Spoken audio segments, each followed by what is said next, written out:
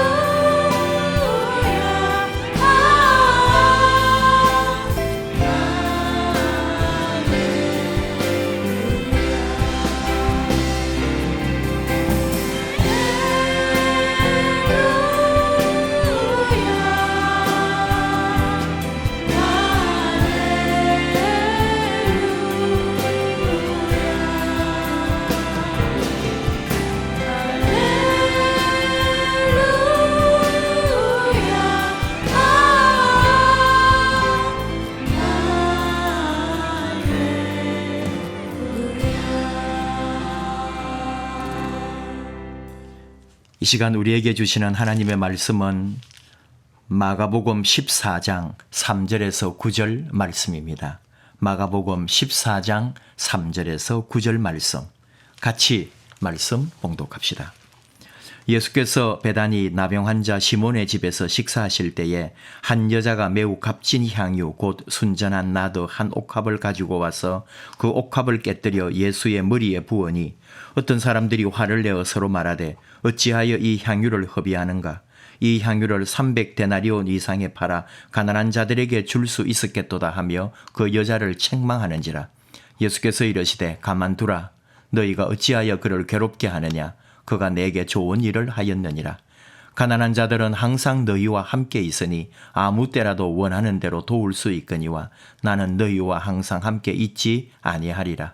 그는 힘을 다하여 내 몸에 향유를 부어 내 장례를 미리 준비하였느니라. 내가 진실로 너희에게 이르노니 온 천하에 어디서든지 복음이 전파되는 곳에는 이 여자가 행한 일도 말하여 그를 기억하리라 하시니라. 아멘.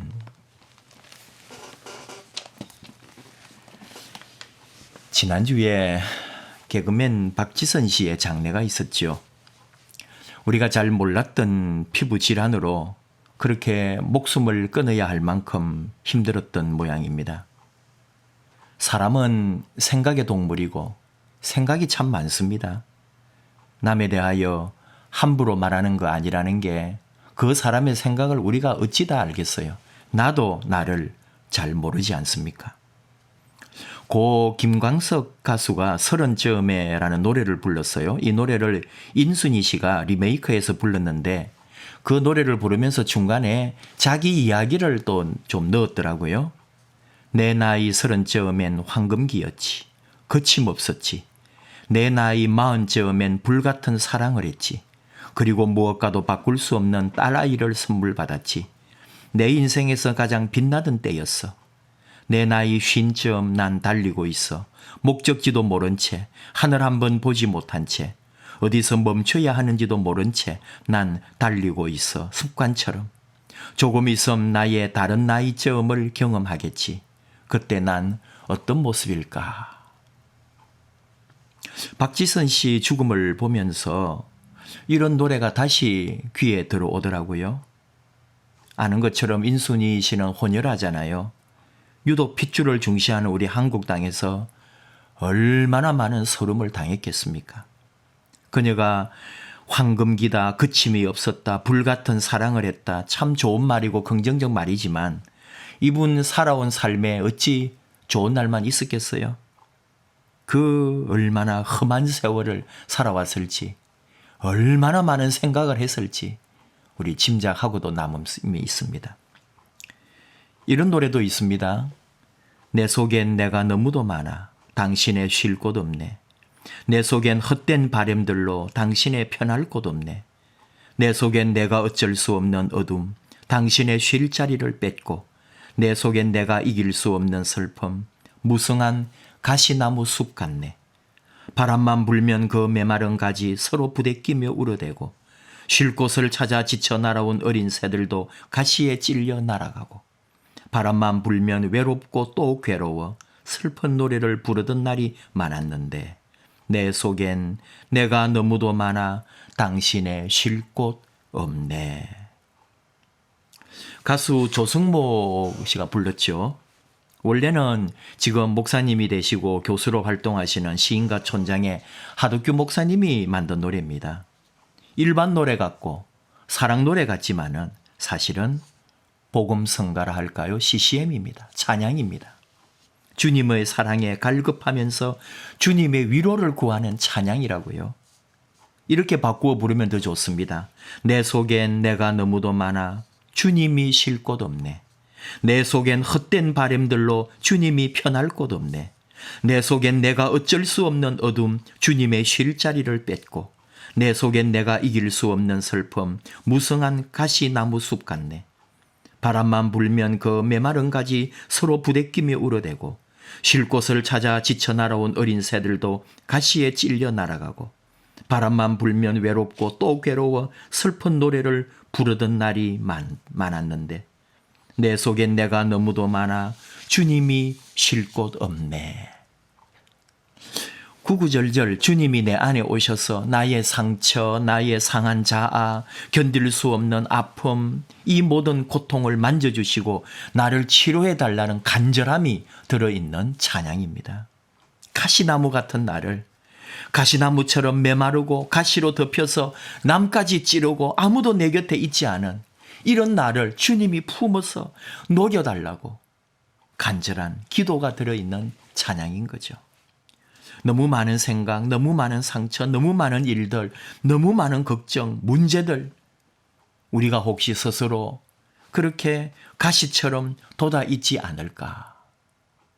일련의 여러 일들을 통해서 이 생각 저 생각 묵상을 해봤습니다.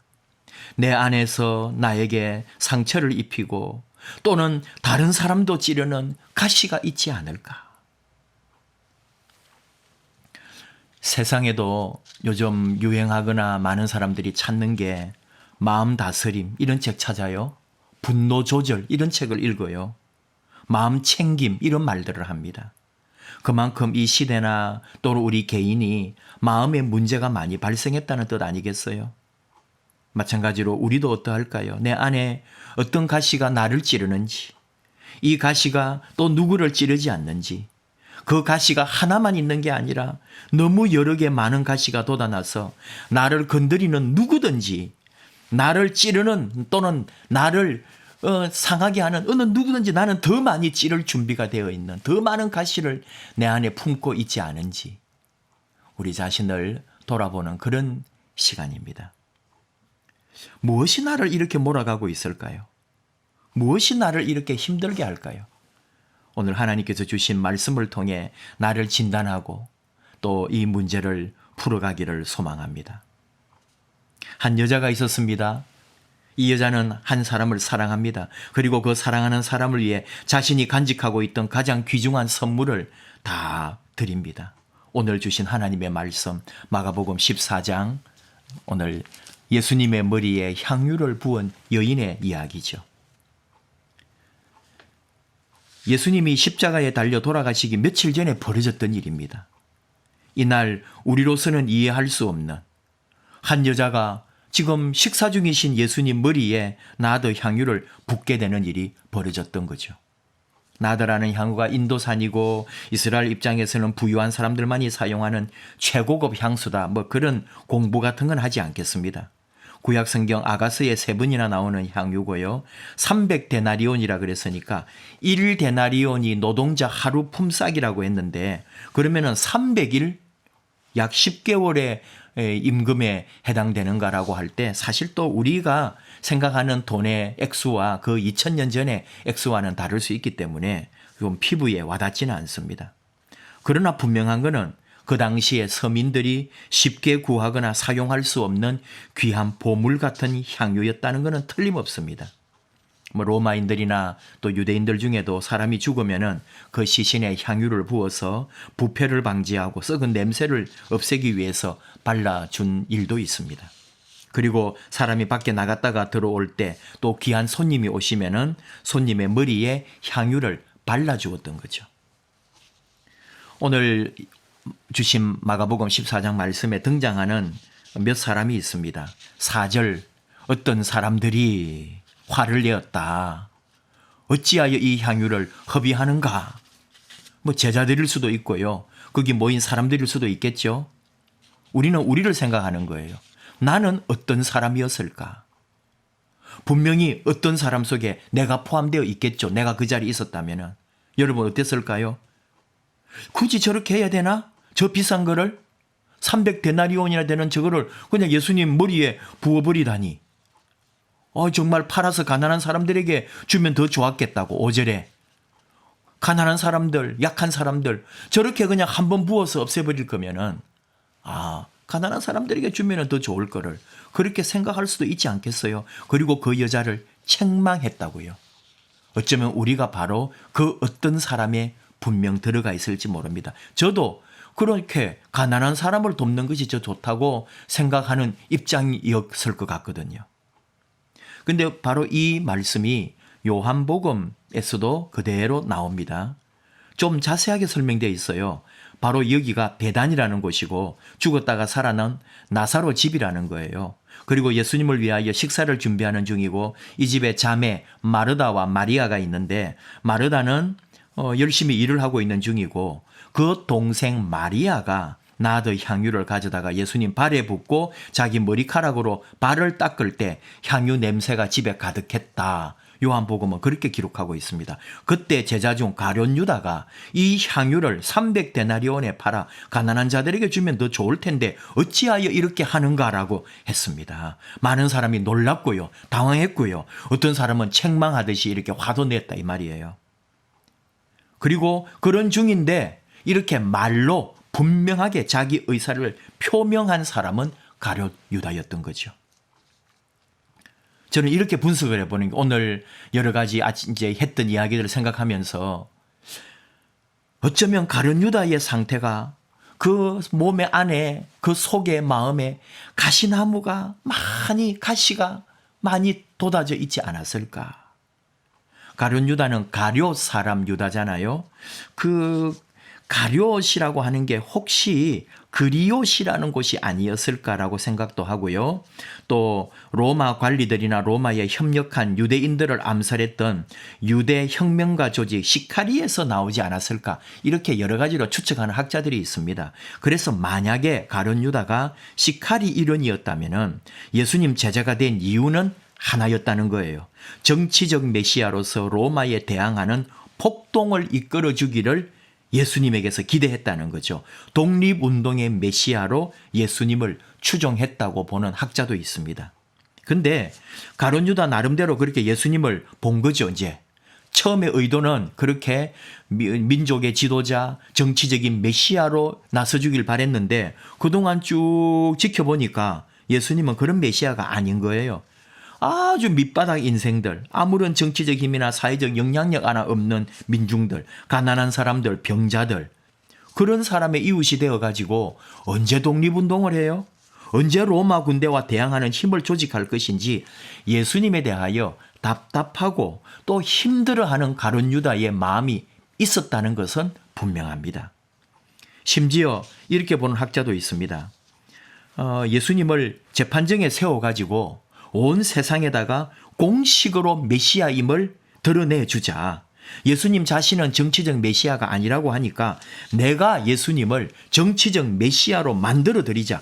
법정에 서면은 어쩔 수 없이 예수님도 자신의 정체성을 드러내지 않겠는가. 감옥에 갇히거나 고통을 당하면은 종교 정치적 박해를 받으면은 민중들에게는 더 영웅이 될 것이고 또 빨리 유대 독립을 위해 일할 수 있도록 내가 나서서 예수님을 막 일을 하도록 그렇게 만들어 드리자.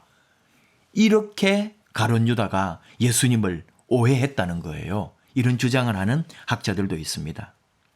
근데 우리가 아는 것처럼 이런 가룟 유다의 생각은 예수님의 마음과 너무나 동떨어진 유다 자신만의 착각이었습니다. 자기 생각, 자기 계획, 자기 관심, 자기 목표, 자기 비전에 사로잡혀 있었다 이 말입니다. 이걸 이제 우리에게 적용하면은 내 삶을 위해 믿음을 이용하는 거죠. 내 인생의 성공이나 행복을 위해 신앙을 수단으로 삼는 행동이 바로 가룟 유다가 가졌던 의식이었다 이 말입니다.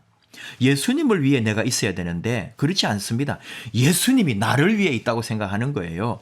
교회 다니고 믿음 생활하는 이유가 나를 위해서예요. 나의 미래, 나의 소망, 나의 사업, 나의 가정, 나의 문제, 내 인생의 어떤 성공을 위해서 내가 신앙생활을 하고 예수를 믿는 거죠. 출발 자체가 잘못되었다.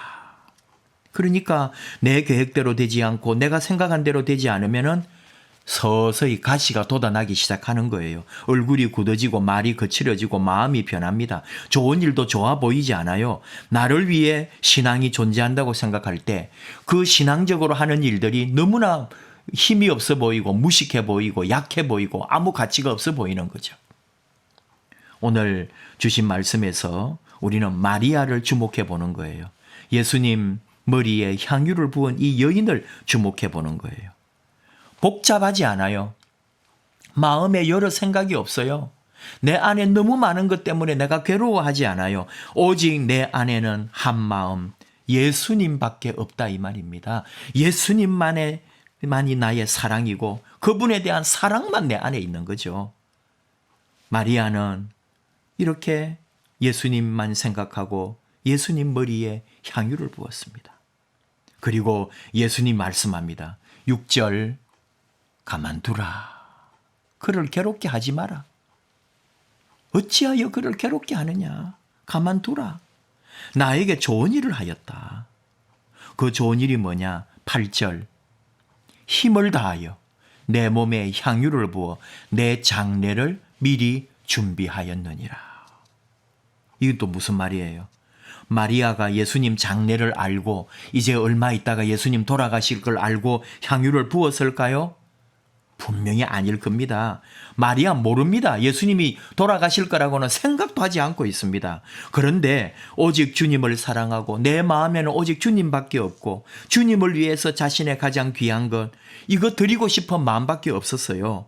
그런데 예수님이 결국은 자신에게 있어서 자신의 장례를 예비한 향유 사건이 되었다는 것을 말씀하고 있잖아요. 예수님 받으신 것은 향유이지만 사실은 마리아의 정성이고 마리아의 마음이었던 거죠. 마태복음 6장 5절 예수님 말씀합니다. 은밀한 중에 보시는 너의 아버지께서 다 갚으시리라.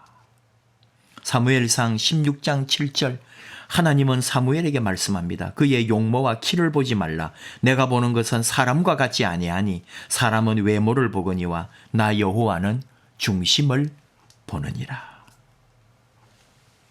마리아의 마음, 일상의 주님을 향한 갈망이 주님에게 향유를 붓게 했고 이 행동은 이 세상에 영원히 알려지고 기념이 되는 사건이 되었습니다.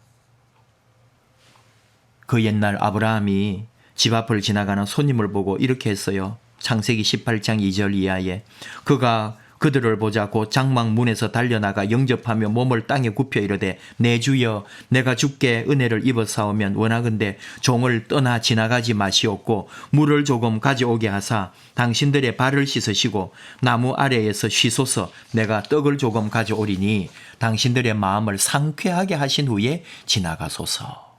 그랬어요.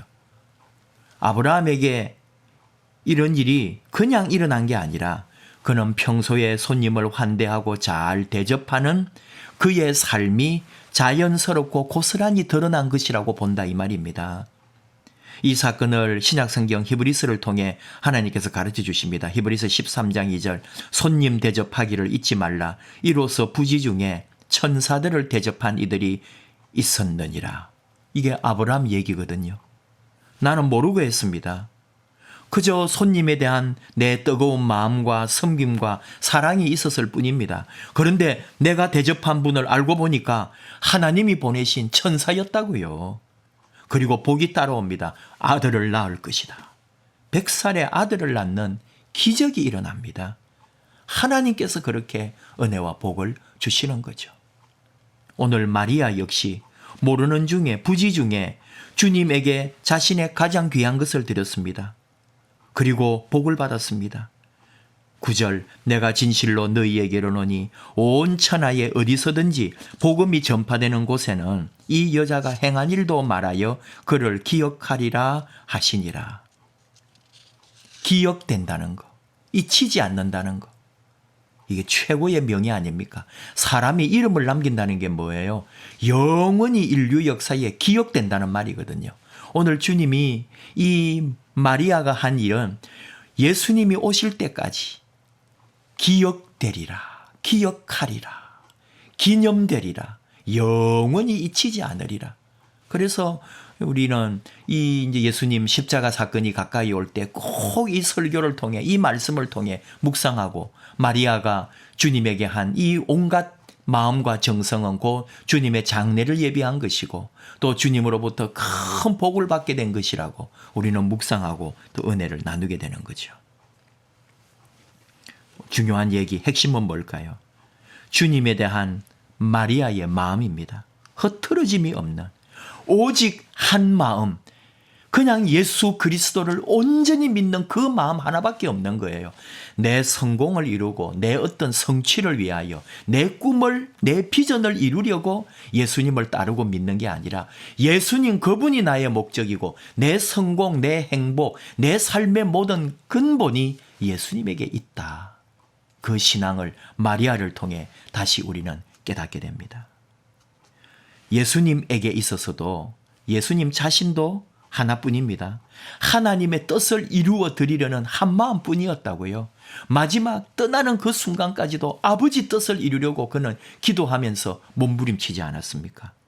하나님 뜻은 요한복음 3장 16절 17절 말씀 그대로 하나님이 세상을 이처럼 사랑하사 독생자를 주셨으니 이는 그를 믿는 자마다 멸망하지 않고 영생을 얻게 하려 하심이라. 하나님이 그 아들을 세상에 보내신 것은 세상을 심판하려 하심이 아니요 그로 말미암아 세상이 구원을 받게 하려 하심이라. 세상이 구원받도록 우리 영혼이 살도록 우리가 새 사람 되도록 그 일을 성취하시려고 예수님이 오셨고 그가 십자가에서 돌아가시지 않습니까? 예수님의 사명, 하나님의 뜻을 그대로 이루어 드리고 예수님이 가셨잖아요. 예수님 말씀합니다. 마태복음 20장 28절 인자가 온 것은 섬김을 받으려 함이 아니라 도리어 섬기려 하고 자기 목숨을 많은 사람의 대속물로 주려 함이니라. 예수님의 목적, 예수님이 하신 일, 예수님이 우리에게 가르쳐준 한 길, 십자가를 지고 죽음을 향해 가신 그 길, 우리 주님은 한 길, 한 마음으로 살아가셨습니다. 우리도 그렇게 살기를 원하셨고 우리도 그렇게 따라오라고 하셨습니다. 예수님이 갈릴리에서 수많은 사람의 주목을 받았고 인기를 끌었고 사람들이 예수님을 따라간 이유는 민족의 영웅, 독립운동 때문이 아니었습니다. 오늘 우리가 이렇게 가을밤 기도회를 하는 이유도 나를 깊이 보는 시간인 거죠. 가을밤 기도회 해가지고 뭐 내게 신통한 무슨 일이 일어나는 그게 우리의 목적이 아니고 우리 하나님을 더 사랑하고 내 안에 얼마나 우리 하나님을 제대로 섬기고 있는지 내 안에 주님이 계신지 다시 한번 깊게 묵상하고 기도하는 그런 시간이다. 그런 뜻입니다. 우리의 목적을 달성하기 위한 수단으로 예수님을 믿거나 바라보지 않기 위한 자신의 성찰의 시간. 하나님께서 사랑하시는 여러분, 우리가 예수님을 믿는 것은 결국 예수님을 통하여 우리가 변화되는 것이거든요. 내 안에 온갖 것들로 가득 차 있어서 내 인생이 어떻게 살고 무엇을 향해 살고 다 살아놓고도 내가 왜 살았는지를 모르는 인생이 아니라 예수 그리스도라고 하는 선명한 그 빛을 따라가는 참된 믿음의 삶. 내 인생 살아가면서 우리 예수님이 내 인생에 가장 고귀하고 귀한 가치, 예수님을 위하여 살고 예수님이 내 안에 살고 예수님을 위하여 내 모든 걸 드려도 좋은 그런 인생으로 나를 더 깊게 바라보고 성찰하는 가을밤 기도회입니다. 계절이 깊어지고 인생이 깊어질수록 예수님만, 이 예수 믿음 더 확실하게 오직 예수 더 깊이 따르는 그 믿음으로 함께 걸어가는 귀한 우리 교회, 귀한 우리 성도님들 되시기를 축복합니다. 기도하겠습니다. 하나님 아버지 감사합니다. 우리 안에는 너무 많은 마음이 있습니다. 너무 많은 생각이 있습니다. 걱정, 근심, 또 할 일, 생각하는 것이 너무 많습니다. 그러나 그 모든 것 우리 예수님 안에, 믿음 안에, 하나님 말씀 안에 다 문제의 해결함 받을 수 있는데도 우리는 내가 그 문제 풀려고 바둥바둥 하다가 결국은 하나님의 은혜조차도 잃어버릴 때가 많습니다. 하나님, 마리아처럼 오직 한 마음, 오직 예수, 내 마음, 내 생각, 내 모든 것, 내 가장 좋은 것 예수님에게 온전히 드린 마리아처럼 내 평생 우리 예수님 한 분 제대로 붙들고 예수 믿음 하나 꼭 붙들고 그 믿음으로 온전하게 바르게 멋지게 살아내는 인생 되기를 원합니다. 사랑하는 우리 모든 하나님의 자녀들, 이 가을 이 깊은 시간에 우리 예수님 더 깊이 사랑하고 내 안에 온갖 복잡한 생각들 예수님 안에 오직 예수 하나로 다 변화시키는 그런 아름다운 믿음의 자녀들로 저희들을 굳게 세워 주시옵소서. 예수님 이름으로 기도하옵나이다. 아멘.